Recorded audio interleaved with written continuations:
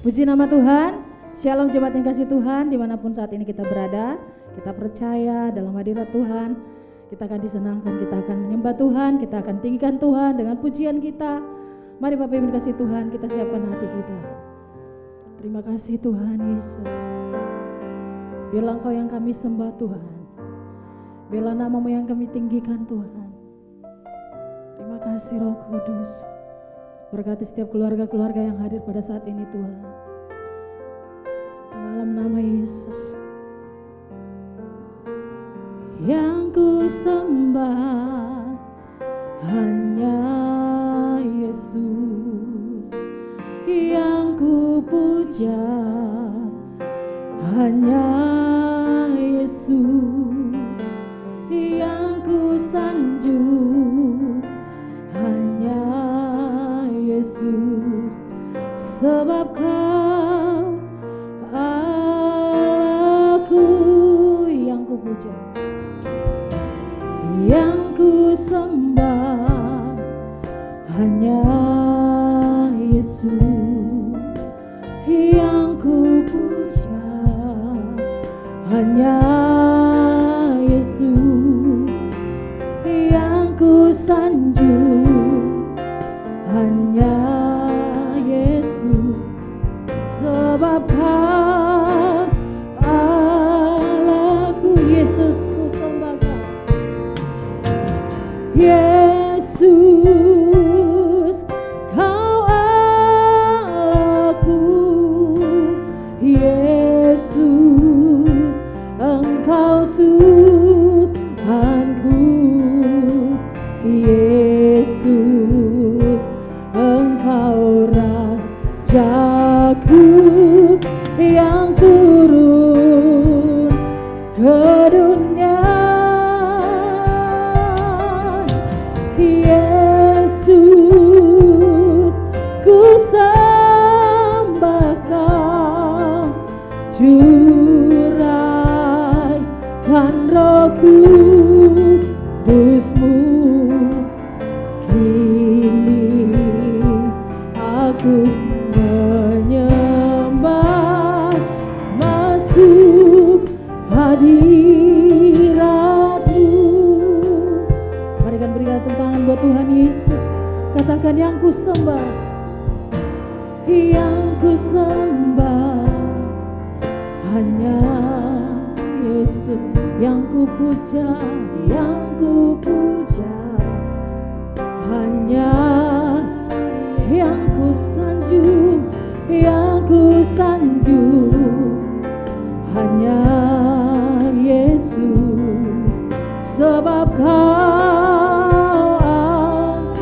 Yesus Kau ku sembah, Yesus Kau Allahku, Yesus Engkau Tuhanku, Yesus Engkau Rajaku yang turun ke dunia. Yesus ku sembah Kau, Yesus Kau Allahku, Yesus Engkau Tuhanku,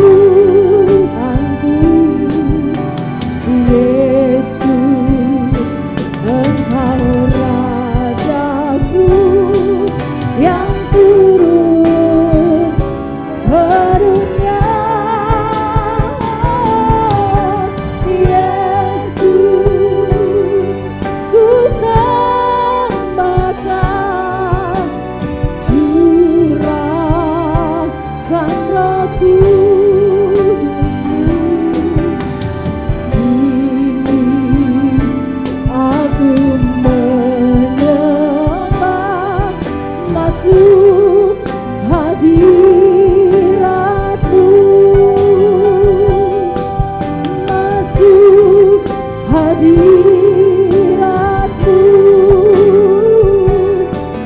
masuk hadirat-Mu.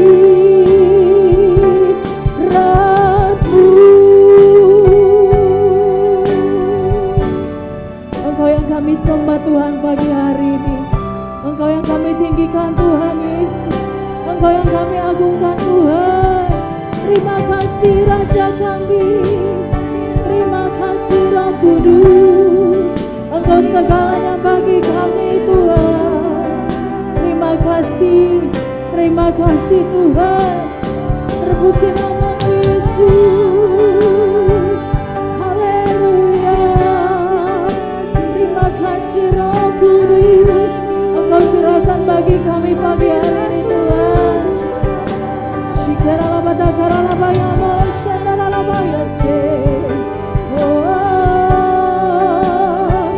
Hosana bagi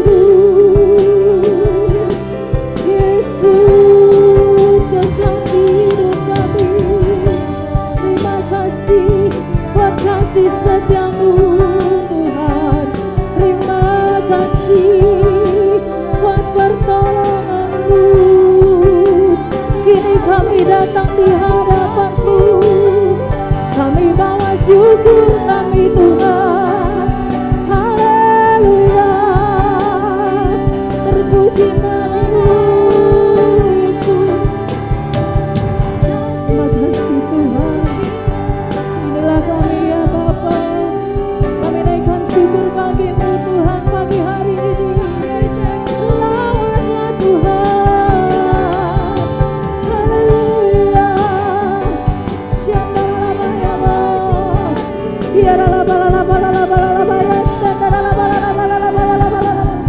Haleluya. Syukur ku naikkan bagi-Mu Tuhan.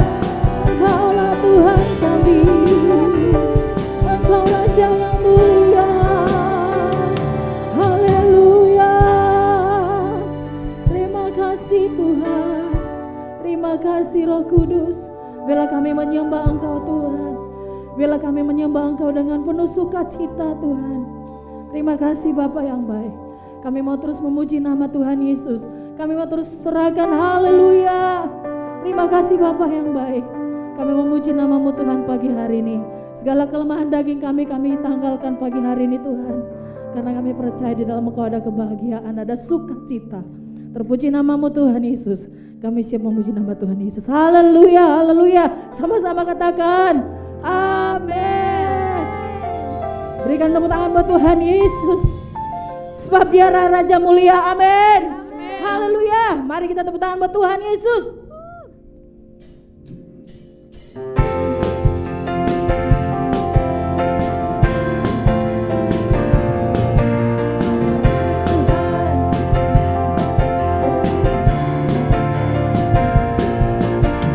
Raja mulia, Allah pemenang, Bapa yang kekal, berkuasa selamanya. Segala ciptaan sujud menyembah-Mu, sujud menyembah bagi yang mulia, berkuasa selamanya. Oh, oh, Kaulah Tuhan, Kaulah Raja, surga bumi menyembah, sorak-sorai kemenangan bagi Raja mulia, kemuliaan bagi Allah yang berkuasa selamanya.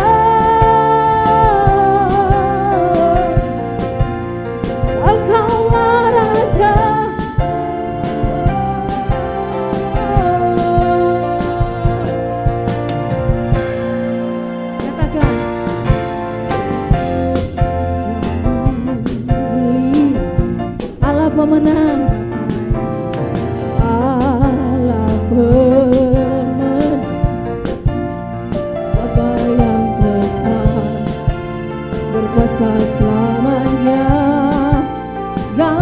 kekuasaan, segala ciptaan.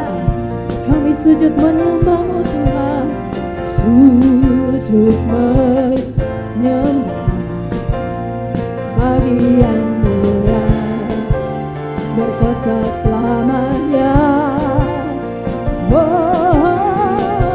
Kaulah Tuhan, Kaulah Raja, surga bumi menyembah, sorak-sorai kemenangan bagi Raja mulia, kemuliaan bagi Allah yang berkuasa selamanya.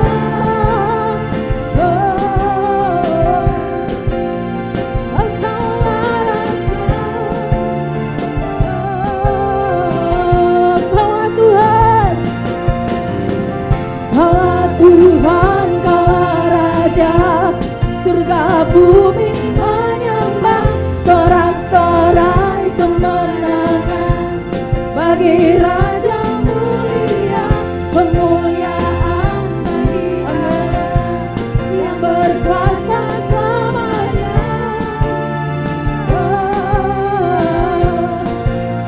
Engkaulah Raja.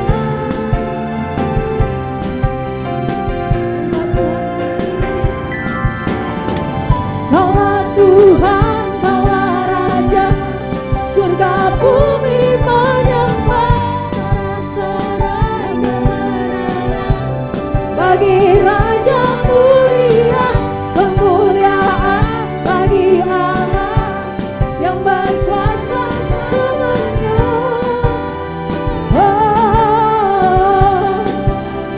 Engkaulah Raja.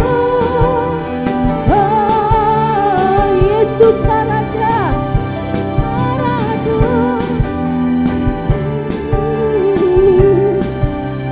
Yesuslah Raja.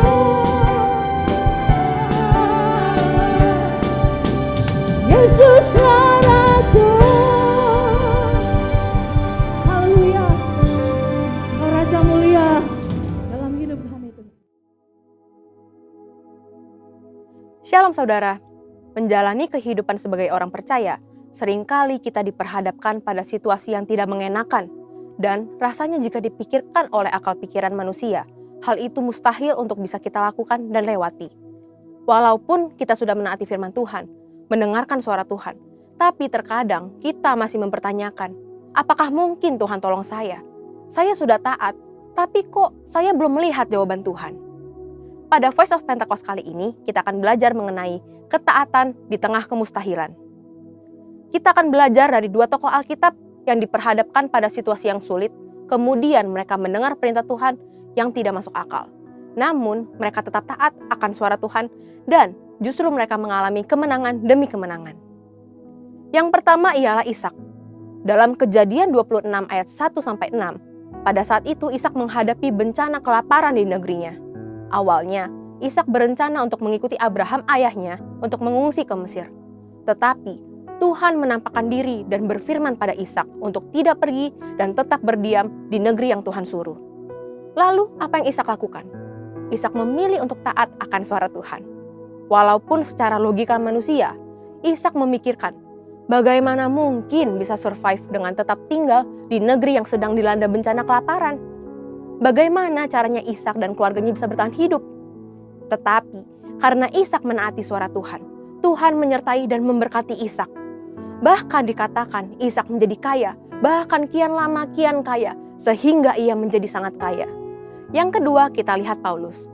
Dalam Kisah Para Rasul 16, tercatat 2 kali Tuhan mengalihkan pelayanan Paulus dan rekan-rekannya. Paulus bermaksud untuk memberitakan Injil ke daerah-daerah baru sesuai dengan panggilannya, yaitu kepada bangsa-bangsa non-Yahudi. Kok Tuhan menghalangi orang yang mau memberitakan Injil ya? Tentu tidak. Tuhan tidak menghalangi orang yang mau memberitakan Injil. Tuhan memiliki rencana lain yang lebih baik bagi Paulus dan rekan-rekannya. Melalui penglihatan seorang Makedonia, Tuhan menuntun Paulus untuk mengabarkan Injil ke daerah-daerah Makedonia. Paulus mengikuti tuntunan Tuhan itu, lalu bersama rekan-rekannya, Paulus mendirikan gereja-gereja di daerah Makedonia. Ishak dan Paulus mempunyai pilihan untuk tidak menaati suara Tuhan karena sepertinya tuntunan Tuhan itu tidak masuk akal. Namun, mereka memilih untuk tetap taat mendengar suara Tuhan walaupun mereka tidak mengerti apa yang Tuhan sedang rencanakan bagi mereka. Begitu pula dengan setiap kita. Terkadang dalam kondisi sulit, Tuhan menuntun kita untuk melakukan hal-hal yang justru tidak masuk akal. Kita pun diperhadapkan pada pilihan untuk tetap taat mendengar suara Tuhan atau tidak. Bagaimana supaya kita bisa mendengar dan taat mengikuti suara Tuhan? Ada 3 hal yang dapat kita lakukan. Pertama, intim dengan Tuhan. Dalam Mazmur 25 ayat 14 dituliskan, Tuhan bergaul karib dengan orang yang takut akan Dia, dan perjanjiannya diberitahukannya kepada mereka. Untuk dapat bergaul dengan seseorang saja, kita harus sering bertemu dan berkomunikasi dengannya, bukan? Demikian juga jika kita ingin bergaul dengan Tuhan. Kita harus meluangkan waktu, memelihara hubungan dan komunikasi dengan Tuhan setiap hari. Dengan itulah kita bisa lebih mengenal dan menaati suara Tuhan. Kedua, pertajam kepekaan rohani kita. Sebagai orang percaya, inilah tanggung jawab kita untuk melatih pendengaran kita dalam mendengarkan suara Tuhan. Melalui doa, pujian, penyembahan, dan merenungkan firman itu siang dan malam, kita melatih kepekaan rohani kita. Dan yang terakhir, kita harus memikul salib. Barang siapa tidak memikul salibnya dan mengikut aku, ia tidak layak bagiku. Memikul salib berarti kita harus taat kepada suara Tuhan, sekalipun sulit. Tentu tidak mudah, maka dari itu diperlukan penguasaan diri dan dibutuhkan buah roh dalam kehidupan kita. Ketika kita taat untuk memikul salib, ketaatan itulah mendatangkan berkat, sebab Tuhan membalas setiap orang sesuai dengan perbuatannya. Memikul salib juga berarti memperkuat dan memperkokoh iman kita kepada Tuhan, apalagi ketika kita diperhadapkan pada situasi yang mustahil. Tahukah saudara, apabila kita mendengar dan menaati suara Tuhan, maka berkat-berkat ini akan mendatangi kita. Berkat keberhasilan dan keberuntungan, tertulis dalam Ulangan 28 ayat 1-2. Berkat kekuatan dan perlindungan, tertulis dalam Matius 7 ayat 24-25. Dan keselamatan kekal, tertulis dalam Yohanes 10 ayat 27-28. Jadi saudara, untuk bisa taat di tengah kemustahilan, kita harus pahami dan percayai bahwa Tuhan memberikan rancangan terbaik bagi kita, yaitu rancangan damai sejahtera dan bukan rancangan kecelakaan untuk memberikan hari depan yang penuh dengan harapan. Walaupun perintah Tuhan tidak selalu mengenakan, kita harus yakin dan percaya bahwa Tuhan merancangkan yang terbaik bagi setiap kita. Pada akhirnya, semua akan mendatangkan kebaikan bagi kita yang mengasihi Tuhan Yesus. Yuk belajar percaya dan taat. Haleluya! Untuk penjelasan lebih lengkap dari tim teologi kami, silakan buka link yang ada di atas atau scan QR Code yang tersedia. Tuhan Yesus memberkati.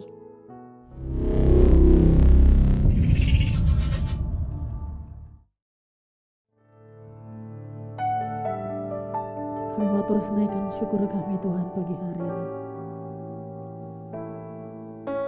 Terima kasih Tuhan.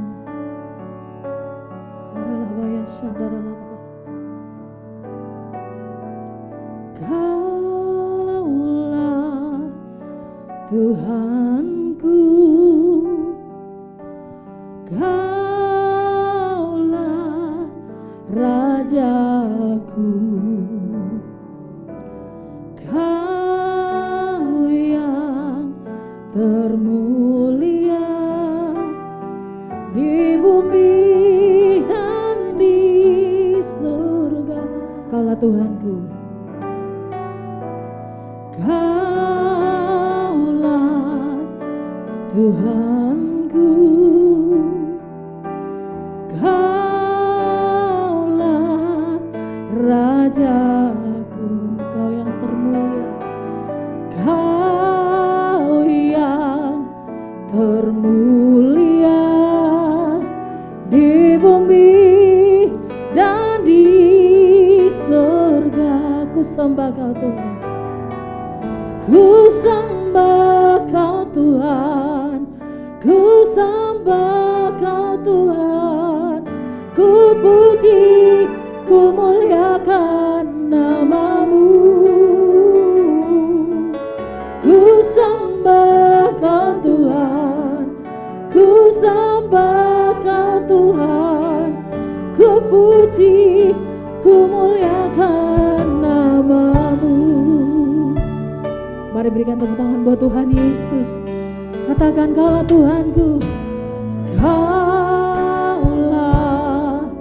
Tuhanku,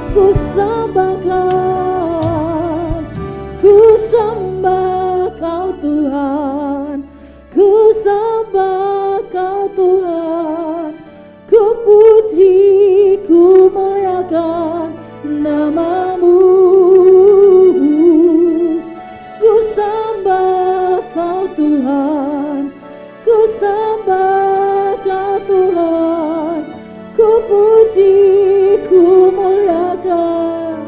Lebih lagi katakan, ku sembah Kau Tuhan, ku sembah Kau Tuhan. Amin.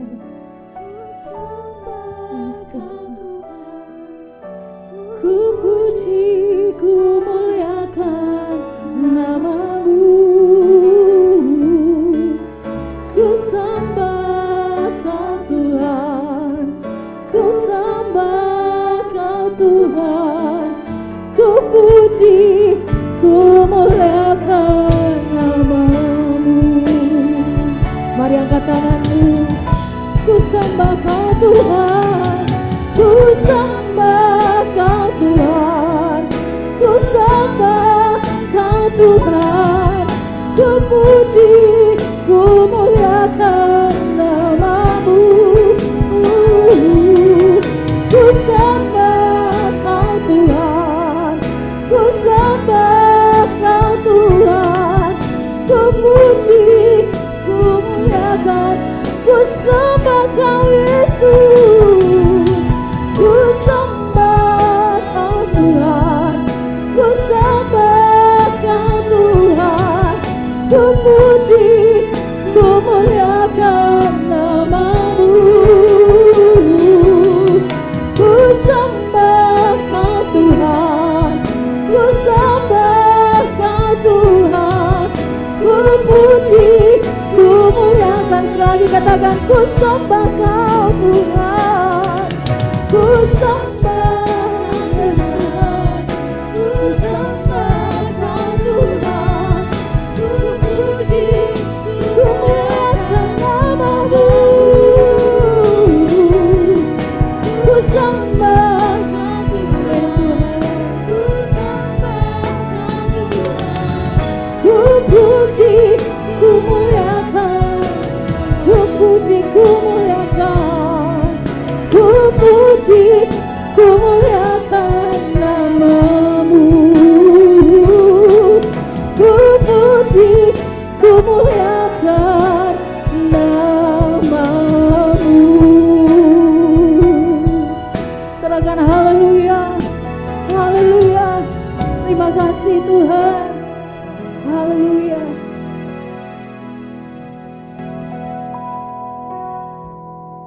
Baik Bapak Ibu dikasih Tuhan, kita akan sama-sama mendeklarasikan arti Pentakosta ketiga. Tuhan Yesus memberkati.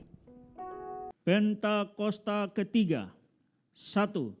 Pentakosta ketiga adalah pencurahan Roh Kudus yang dahsyat di zaman ini, melebihi yang terjadi di Azusa Street.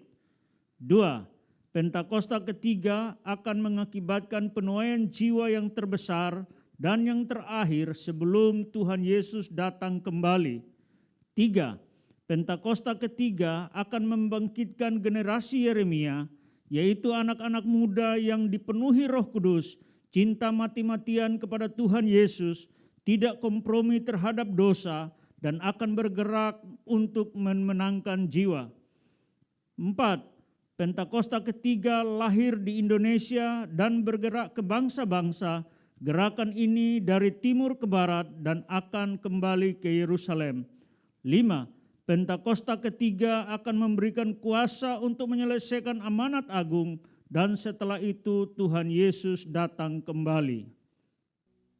Inilah ungkapan isi hati kami dan doa kami, Tuhan. Kami rindu untuk menjadi pribadi-pribadi yang setia di dalam mengiring-Mu, Tuhan. Karena kami percaya Engkau Tuhan yang baik, Tuhan yang punya rancangan yang indah dalam hidup kami. Dan rancangan-Mu bukan rancangan kecelakaan, tapi rancangan damai sejahtera yang memberikan hari esok yang penuh dengan pengharapan. Dan pengharapan di dalam Tuhan, dalam nama Yesus, tidak pernah mengecewakan. Urapi hamba-Mu ya Tuhan, urapi kami semua. Berikan kami roh hikmat, wahyu dan pengertian, supaya kami dapat mengerti apa yang Tuhan inginkan supaya kami lakukan hari-hari ini, agar hidup kami berkenan di hati Tuhan. Terima kasih Bapa, di dalam nama-Mu Tuhan Yesus Kristus kami berdoa dan mengucap syukur. Mari yang siap menerima kebenaran firman Tuhan, kita katakan bersama-sama, amin. Kita berikan tepuk tangan buat Tuhan Yesus yang baik. Silakan duduk Bapak Ibu Saudara kasih dalam Tuhan. Shalom. Puji Tuhan kalau kita ada sebagaimana kita ada karena Tuhan Yesus itu baik. Amin. Berapa banyak yang mengalami kebaikan Tuhan sepanjang minggu ini, boleh lambaikan tangan saudara. Dan saya juga ingin menyapa buat Bapak Ibu Saudara yang mengikuti ibadah secara online di YouTube, yang tidak sempat hadir secara onsite juga, semoga semua dalam keadaan baik. Karena kalau ikan di dalam kolam, bunga tumbuh di tengah taman, ya. Kalau kasih sudah begitu mendalam, ketemu lewat online, tetap aja berasa nyaman gitu ya. Puji Tuhan. Kita berikan tepuk tangan yuk buat Tuhan Yesus yang baik.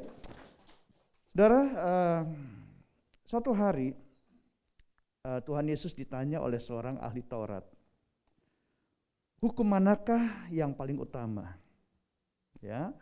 Dan ini satu pertanyaan yang tidak mudah ya bagi orang awam untuk menjawabnya.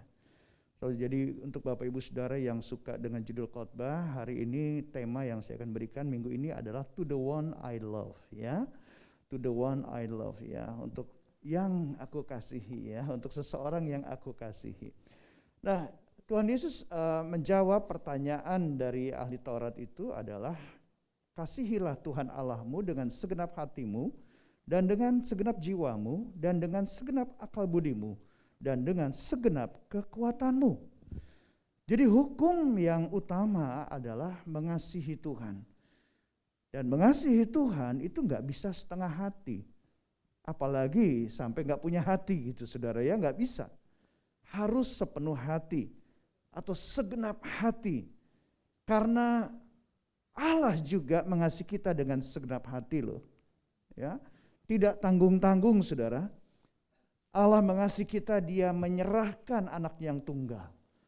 Mati di kayu salib dengan cara yang dicatat sebagai cara yang paling sadis sepanjang peradaban manusia. Yesus Kristus menyerahkan nyawanya dengan segenap hati dia. Dengan segenap jiwanya dia.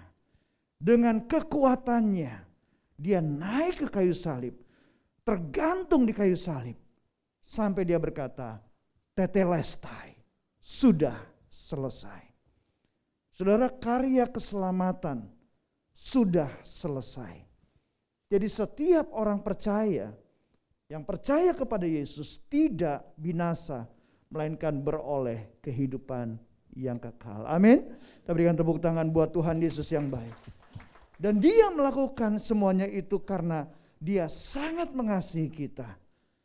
He loves us so much. Nah, kalau Tuhan saja sudah mengasihi kita lebih dulu, to the one I love, untuk yang kita kasihi, yaitu Yesus. Nah, pertanyaannya adalah, maukah kita mengasihi dia dengan segenap hati? Dengan segenap jiwa, dan dengan segenap akal budi, dan dengan segenap kekuatan kita. Yang mau boleh lambaikan tangan saudara, ya. Yang di rumah juga boleh lambaikan tangan saudara kalau yang mau. Nah, bukti kita mengasihi adalah dengan apa yang kita lakukan untuk Tuhan. Itu dia. Apa yang akan kita lakukan buat Tuhan? Nah, Tuhan Yesus memberikan amanat agung dan ini perintahnya. Go and make disciples to all nations. Pergi dan jadikan semua bangsa itu muridku. Dan baptislah mereka dalam nama Bapa, Anak dan Roh Kudus. Dan ajarlah mereka segala sesuatu yang telah kuperintahkan kepadamu. Dan ketahuilah aku menyertai kamu senantiasa sampai kepada akhir zaman. Nah, oleh karena itu saudara, untuk kita melakukan amanat agung sebagai bukti cinta kita kepada Dia, Tuhan itu memberikan strateginya. Ya, Tuhan memberikan strategi dari Yesaya 54 ayat 2 dan 3. Lapangkanlah tempat kemahmu, bentangkanlah tenda tempat kediamanmu, janganlah menghematnya, panjangkanlah tali-tali kemahmu, dan pancangkanlah kokoh-kokoh patok-patokmu, sebab engkau akan mengembang ke kanan dan ke kiri, keturunanmu akan memperoleh tempat bangsa-bangsa, dan akan mendiami kota-kota sunyi. Inilah ayat yang juga Tuhan berikan kepada senior pastor kita, kepada gembala sidang kita, Pastor Niko Nyoto Raharjo, di awal beliau membuka, beliau melayani, beliau sebagai gembala di GBI Jalan Gatot Subroto ini. Dan saudaraku dikasih dalam Tuhan, janji dan strategi dari Tuhan ini yang membuat kita bisa mengembang. Ya. Mengembang maksudnya di sini bukan perutnya yang mengembang, tapi pengaruhnya, saudara ya. Walaupun perut sama pengaruh sama-sama huruf P, tapi dampaknya beda, guys. Beda. Dampak perut mengembang sama pengaruh yang mengembang itu beda. Mengembang atau expand atau expansion, dan ini yang membuat janjinya adalah sampai dikatakan keturunan kita akan menjangkau bangsa-bangsa dan mendiami kota-kota sunyi. Kota-kota sunyi ini bukan berarti kotanya sepi, enggak. Yang namanya kota kan pasti rame. Ya, Jakarta, kota Jakarta ramenya minta ampun. New York juga, kota New York itu ramenya minta ampun, tapi sunyi dengan kebenaran. Sunyi dengan kebenaran firman Tuhan. Ada berapa banyak orang yang di kota-kota besar dengan kesibukannya, dengan kegiatannya yang sepertinya nggak ada habis-habisnya, tapi hatinya sunyi dengan kebenaran firman Tuhan. Nah, oleh karena itu saudara, agar kita bisa berekspansi dan mendiami kota-kota sunyi untuk melaksanakan dan menuntaskan amanat agung dimanapun kita berada, kita harus selalu ingat dengan tanggung jawab kita. Amin. Tanggung jawab, responsibility, is knowing and doing what God and others expected of me. Tanggung jawab adalah tahu apa yang Tuhan dan orang lain harapkan dari kita. Kalau kita hanya tahu aja tapi belum melakukan, itu namanya belum bertanggung jawab. Dan tanggung jawab kita sebagai bangsa pilihan Tuhan, sebagai umat tebusan Tuhan, tertulis di dalam 1 Petrus 2 ayat yang ke-9. Tetapi kamulah bangsa terpilih, imamat yang rajani, bangsa yang kudus, umat kepunyaan Allah sendiri, supaya kamu memberitakan perbuatan-perbuatan yang besar dari Dia, yang telah memanggil kamu keluar dari kegelapan kepada terangnya yang ajaib. Ini tanggung jawab kita, saudara. Sebagai bangsa pilihan Tuhan, umat tebusannya Tuhan, imamat yang rajani, bangsa yang kudus, kita adalah kepunyaan Allah. Tapi kita harus ingat tanggung jawab kita. Memberitakan perbuatan-perbuatan yang besar dari Dia. Go and make disciples to all nations. Untuk apa? Membawa orang dari kegelapan kepada terangnya yang ajaib. Oleh karena itu saudaraku dikasih dalam Tuhan, sebagai bangsa terpilih, kita perlu mengetahui bahwa ketika Tuhan memanggil umatnya untuk hidup kudus dan murah hati, Dia juga memanggil kita untuk apa? Untuk menjadi umat yang cerdas, kuat, dan berani. Ya, cerdas, terampil, kuat, dan berani. Tanpa itu saudara, orang gak tertarik sama kita. Katanya bangsa pilihan Tuhan tapi cengeng. Katanya bangsa terpilih tapi bodoh, gak terampil, gak cerdas. Orang gak tertarik. Nah, hari ini saya akan menekankan pada hal tentang keterampilan, skillful. Kenapa harus skillful? Because skillful make joyful. Keterampilan akan membuat kamu mengalami sukacita. Contoh di dunia olahraga, Neymar, Cristiano Ronaldo, Lionel Messi adalah orang-orang yang skillful. Makanya orang berani bayar mahal dia. Ya. Dari klub yang berani bayar mahal, dari iklan-iklan yang berani bayar mahal. Kenapa? Karena mereka skillful. Di dunia pemerintahan, Pak Jokowi punya keterampilan dalam memimpin negara. Makanya dipercaya 2 periode menjadi presiden Republik Indonesia. Ya. Alkitab juga mencatat seorang yang namanya Daniel adalah orang yang skillful di bidangnya, saudara.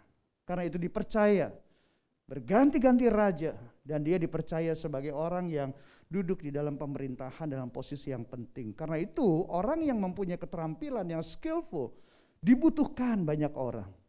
Orang yang skillful, yang terampil dipercaya banyak orang. Dan yang paling penting adalah anak Tuhan yang terampil akan dipercaya oleh Tuhan dan pasti dikejar berkat. Amin. Saudara udah dikejar berkat atau masih kejar berkat? Orang yang skillful nggak ngejar-ngejar berkat, dikejar berkat. Amin. Ya, tapi kalau nggak punya keterampilan, siapa yang mau cari kita? Ya. Kalau nggak punya keterampilan, siapa yang mau dengar kita ngomong? Padahal Tuhan memberikan perintah, go and make disciples to all nations. Pergi jadikan semua bangsa murid, ajar mereka. Gimana mau ngajarin kalau dengerin aja nggak mau? Kenapa? Karena nggak ada lebih-lebihnya nih orang nih gitu, ya kan? Apa kelebihan dia kan gitu? Ya. Nah, saudaraku dikasih dalam Tuhan. Karena itu kita harus percaya dengan panggilan Tuhan ini. Amin. Dan jangan malas. Karena menurut saya lebih bahagia pelihara ikan cupang daripada hidup bersama dengan orang bodoh dan malas. Betul nggak, Pastor Hengki? By the way, thank you so much, Pastor, untuk saya diberikan kesempatan untuk sharing pada pagi hari ini. Karena saya melihat ada banyak mutiara-mutiara yang indah di GBI Fatmawati ini. Amin. Ya. Yang berpotensi menjadi orang-orang yang skillful, orang-orang yang terampil di bidangnya.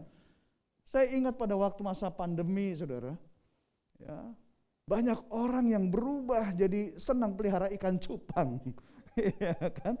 Ya kan? Tapi begitu sekarang udah kegiatan kembali normal, udah dilupain tuh ikan cupang. Karena waktu lagi awal-awal pandemi kita harus stay at home, kan semua banyak orang di rumah gitu kan, nggak bisa ngapa-ngapain gitu kan. Ya kesannya kayak malas, padahal bukan malas, emang nggak bisa keluar. Nah, jadi saudaraku dikasih dalam Tuhan, agar kita bisa menjadi orang yang mempunyai keterampilan atau skillful, sehingga saudara bisa efektif melakukan tanggung jawab sebagai imamat yang rajani. Kunci yang saya ingin bagikan kepada Bapak Ibu Saudara kita semua untuk kita belajar sama-sama adalah skill.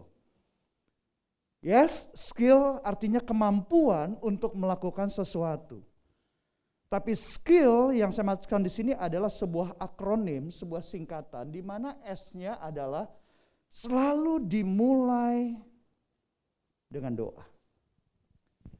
Untuk menjadi anak-anak Tuhan yang skillful, mulailah dengan berdoa. Yesus mengajar, mintalah maka akan diberikan kepadamu, carilah maka kamu akan mendapat, ketuklah maka pintu akan dibukakan bagimu. Berdoa untuk minta tuntunan Tuhan. Untuk Tuhan bisa memberikan arahan. Karena untuk menjadi orang yang terampil, kita perlu belajar.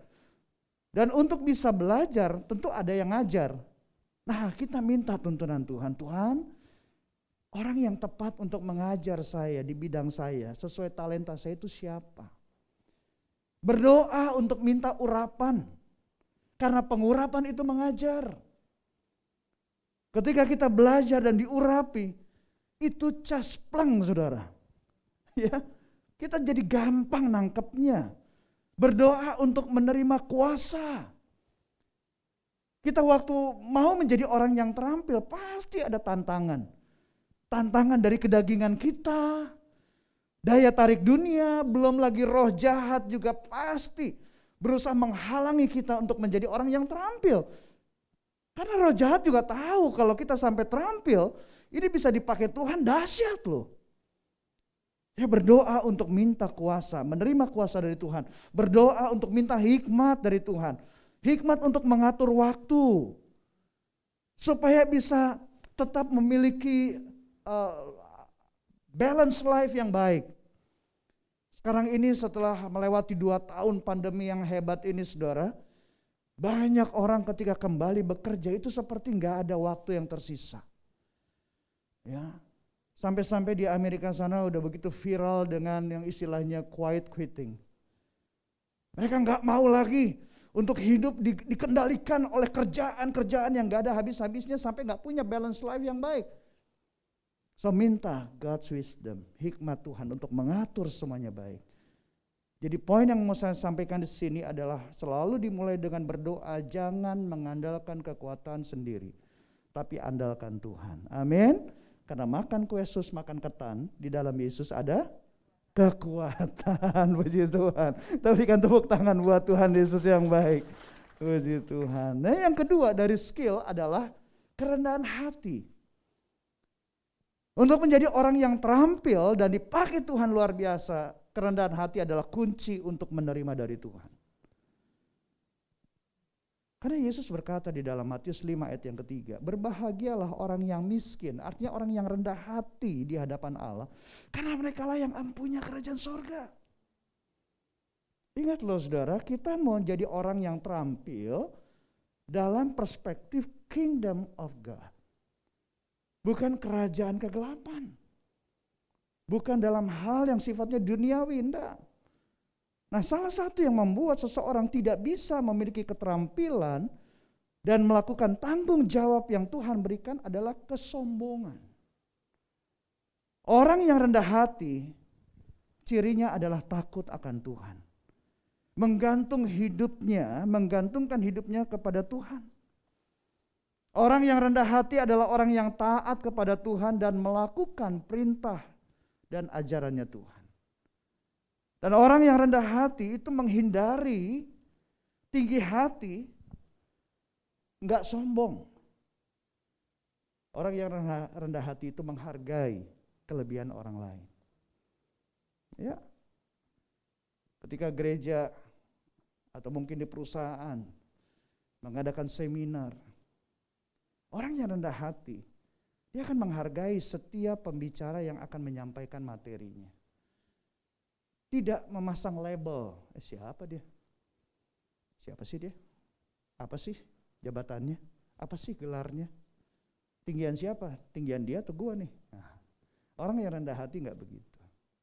Orang yang rendah hati karena dimulai tadi dengan berdoa, pasti dapat hikmat dari Tuhan. Doa itu melahirkan tuntunan, amin. Jadi ketika ada undangan, ketika ada kesempatan untuk belajar, Tuhan akan menuntun, kamu datang sini. Tuhan akan menggerakkan hati dia untuk melangkah dengan kerendahan hati. Orang yang rendah hati itu menyadari kelemahan dirinya. Dan kerendahan hati bisa dibuktikan dengan sikap apa? Tunduk bukan nanduk. Artinya gampang diatur, saudara. Gampang diperintah orang yang rendah hati. Sebaliknya orang yang sombong itu suka ngelawan. Bilang sama sebelahnya, kayaknya saya tahu siapa dia kok. Tapi bukan saya, tapi kayaknya saya tahu siapa dia. Melawan dulu. Selalu aja bikin pertentangan. Ya. Nah, kalau sama yang kelihatan aja, maksudnya manusia susah diatur, bagaimana mau gampang diatur sama Tuhan yang gak kelihatan? Jadi coba pikirkan baik-baik, saudara. Kalau kehidupan kita mau diperintah, maka Allah akan memerintah. Sehingga kita akan berada di dalam kerajaannya dan otomatis kerajaan surga menjadi bagian kita. Itu yang akan membuat hidup kita bahagia. Amin. Karena waktu kerendahan hati itu ada pada kita, maka Tuhan bilang kamu berbahagia. Kamu adalah empunya kerajaan surga. Kerajaan surga gak akan diam ketika kamu menghadapi tantangan. Kerajaan surga tidak akan diam ketika kamu membutuhkan dana. Kerajaan surga tidak akan diam pada waktu kamu mengalami kesulitan. Kerajaan surga akan membuat kamu berhasil. Yang percaya katakan amin. Siapa yang mau rendah hati? Lambaikan tangan saudara. Puji Tuhan. Lihat anak itik makan kue sus. Anak cantik pasti anak Yesus. Amin. Cantik karakternya yaitu rendah hati. Amin. Kemudian yang berikutnya dari skill adalah I-nya ingin selalu belajar. Amsal pasal 19 ayat yang kedua katakan tanpa pengetahuan kerajinan pun tidak baik. Orang yang tergesa-gesa akan salah langkah. Saudara, untuk segala sesuatu yang ingin kita kuasai, kita harus belajar. Saudara, di dalam membawa jiwa-jiwa keluar dari kegelapan kepada terang yang ajaib, artinya kita itu masuk di dalam peperangan rohani yang dahsyat loh.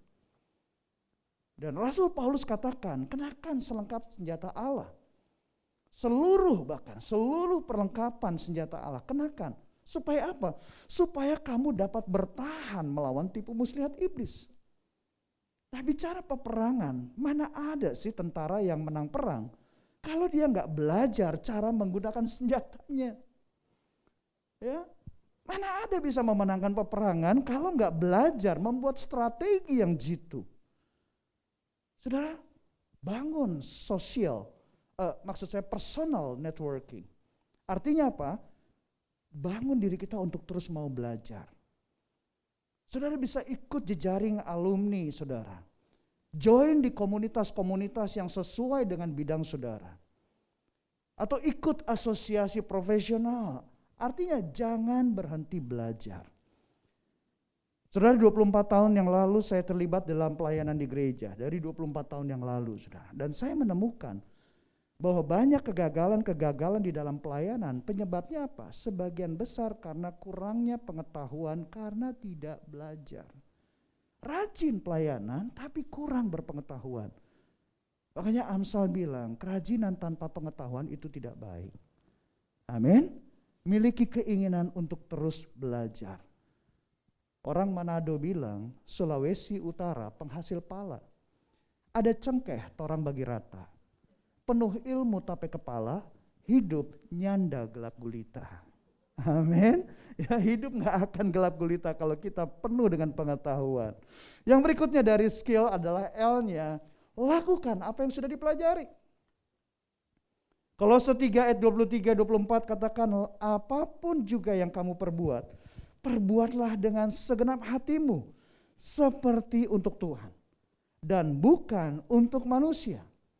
Kamu tahu bahwa dari Tuhanlah kamu akan menerima bagian yang ditentukan bagimu sebagai upah. Kristus adalah Tuhan dan kamu hambanya. Saudara, kita belajar bukan hanya untuk kita tahu. Tapi untuk menjadi orang yang terampil, kita belajar untuk melakukan apa yang sudah kita pelajari. Alkitab katakan iman tanpa perbuatan pada hakikatnya adalah mati. Jadi lakukan dengan segenap hati. Katakan sama-sama segenap hati. Yang terbaik, katakan yang terbaik. Seperti untuk Tuhan. Amin. Kalau Tuhan saja sudah memberikan yang terbaik, yaitu hidupnya sendiri, yang terbaik, yaitu nyawanya sendiri, maka sudah sewajarnya kita juga memberikan yang terbaik seperti untuk Tuhan. Karena dari Tuhanlah kita mendapatkan upah. Saudara, pengalaman yang saya alami di dalam kehidupan saya, sebagai contoh khotbah ini. Sebelum saya berkhotbah, saya mengikuti diklat khotbah yang diadakan di gereja. Karena itu persyaratan pada waktu itu. Saya ikuti apa yang diajarkan oleh pengajar pada waktu diklat khotbah, dan saya mulai diutus ke gereja kecil saudara, di daerah Tangerang sana. Saya sendiri sekarang udah lupa daerahnya, karena masuk pelosok-pelosok gitu saudara di daerah. Jumlah jemaatnya juga hanya 20-an lah kira-kira paling banyak. Dan saya belajar di situ untuk seperti yang Rasul Paulus katakan, lakukan yang terbaik, berikan yang terbaik. Dimulai dengan doa, dengan persiapan. Saya ingat Bapak Pendeta Timotius Arifin beberapa tahun yang lalu pernah sampaikan kepada kita semua bahwa khotbah tanpa persiapan itu kriminal katanya. Gitu. Ya, berkhotbah tanpa persiapan itu kriminal katanya. Orang udah capek-capek, ada orang yang harus naik turun kendaraan umum, belum lagi hujan untuk mendengar firman Tuhan. Pendetanya nggak persiapan, itu kriminal katanya gitu. Wah, itu nemplak saya juga saudara. Tapi upahnya apa?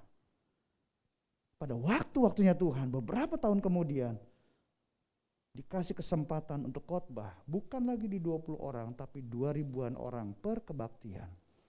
Tuhan adalah Tuhan yang tidak pernah lalai akan janjinya. Upah menjadi host acara Solusi selama lebih dari 1 dekade.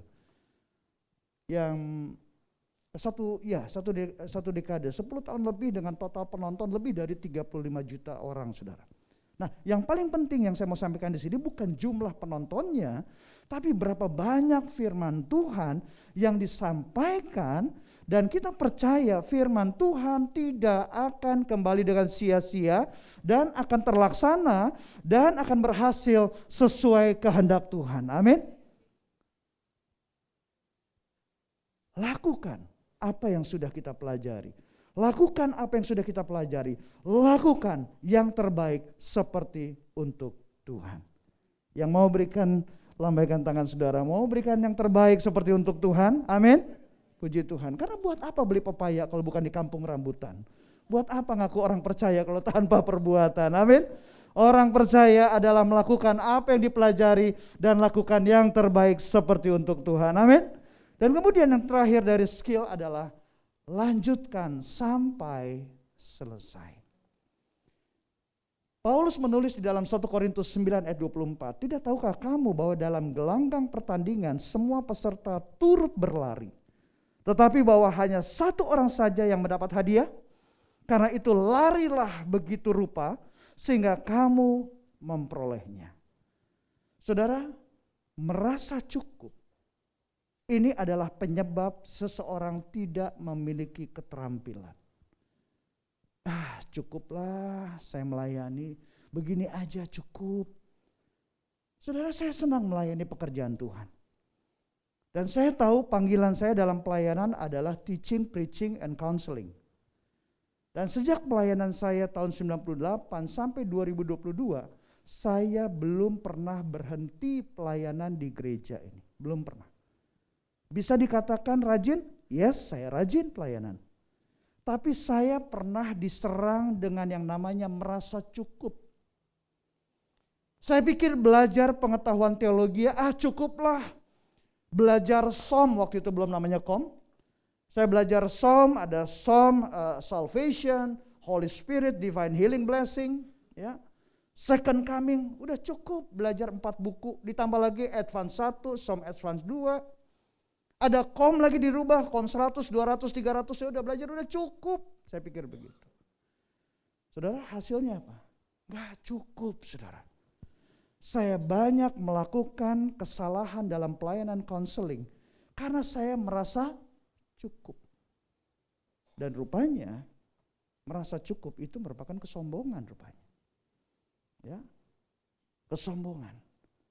Karena salah satu ciri orang yang rendah hati adalah dia mau terus belajar, saudara. John Maxwell, seorang pakar leadership, mengatakan, disiplinkan diri dengan belajar sesuatu yang kamu suka 1 jam per hari. Lakukan seminggu 5 kali. Jadi 5 hari, ya. Jadi setiap minggu itu 5 jam berarti totalnya. Lakukan dengan konsisten, maka dalam 5 tahun kamu akan menjadi orang yang ahli di bidang itu. Saudara, Rasul Paulus menggambarkan kehidupan ini seperti sebuah gelanggang pertandingan. Ya. Semua peserta turut berlari. Artinya jangan dikira hanya saudara saja loh yang berprofesi sebagai guru. Jangan disangka bahwa hanya saudara sebagai seorang bisnismen, hanya saudara aja, enggak. Jangan disangka hanya saudara aja sebagai seorang penyanyi, seorang musisi, enggak. Jangan disangka hanya saudara aja sebagai seorang pendeta dan lain sebagainya. Ada banyak orang yang memiliki profesi yang sama seperti masing-masing di antara kita. Dan semua itu sedang bergerak menjadi yang unggul, yang skillful. Oleh karena itu Paulus bilang, bahwa dalam gelanggang pertandingan semua peserta turut berlari. Untuk apa? Untuk mencapai garis finish. Oleh karena itu agar kita bisa menjadi terampil, skillful, maka kita harus punya diskon. Diskon artinya disiplin dan konsisten. Amin. Disiplin dan konsisten dalam berlatih. Seorang atlet terus berlatih, seorang atlet terus menjaga kebugaran. Dan seorang pelari, dia akan terus berlari sampai garis finish. Tantangan pasti ada, men. Pasti ada. but result never betray effort and prayers. Hasil tidak akan pernah mengkhianati usaha dan doa-doa kita. Apa yang saudara tabur, pasti saudara akan tuai. Amin. Memang hidup ini banyak cobaan, saudara. Kalau sedikit namanya cobain. Jadi jangan berhenti berlari sebelum mencapai garis finish. Amin. Pertanyaannya, Pastor, kapan finishnya? Kapan berakhirnya? Kalau Tuhan bilang cukup. Amin. Karena ini kita prajurit. Prajurit tidak akan berhenti sebelum komandannya bilang, berhenti, gerak. Amin. Hidup kita bukan milik kita lagi. Hidup kita miliknya Tuhan. Jadi kalau Tuhan bilang cukup, kita berhenti. Elisa mentaati gurunya yang bernama Elia. Jangan berhenti melakukan pekerjaan yang mulia. Amin. Jadi kesimpulannya adalah untuk menjadi orang yang terampil, yang skillful, untuk kita bisa melakukan perintah Tuhan, dipakai Tuhan dahsyat dan luar biasa. Sebagai bukti kita cinta sama Tuhan. Skill selalu dimulai dengan berdoa. Kerendahan hati adalah kunci menerima dari Tuhan. Ingin selalu belajar, lakukan apa yang sudah dipelajari, lanjutkan sampai selesai. Kiranya apa yang saya sampaikan ini bisa memberkati Bapak Ibu Saudara. Amin. Are you blessed? Saudara diberkati? Kalau diberkati, ingat aja, pohon jati, pohon kedondong. Kalau diberkati, minggu depan datang lagi dong. Tuhan Yesus memberkati. Dan pagi hari ini berapa banyak di antara Bapak Ibu Saudara yang mau berkata, Tuhan bawa aku di dalam rencanamu. Saudara angkat kedua belah tangan saudara dan aku ingin berdoa, Tuhan berkati. Berkati setiap anak-anakmu yang kau melihat hatinya. Untuk gerejamu Tuhan, GBI Fatmawati ini. Untuk masuk di dalam rancangan Tuhan. Untuk masuk sampai ke bangsa-bangsa dan mendiami kota-kota sunyi. Untuk memberitakan perbuatan-perbuatan yang besar tentang Tuhan. Menuntaskan amanat agung. Karena mereka adalah orang-orang yang akan terus berproses menjadi pribadi yang skillful. Pribadi yang bertanggung jawab. Pribadi yang akan menjadi orang yang unggul di bidangnya masing-masing.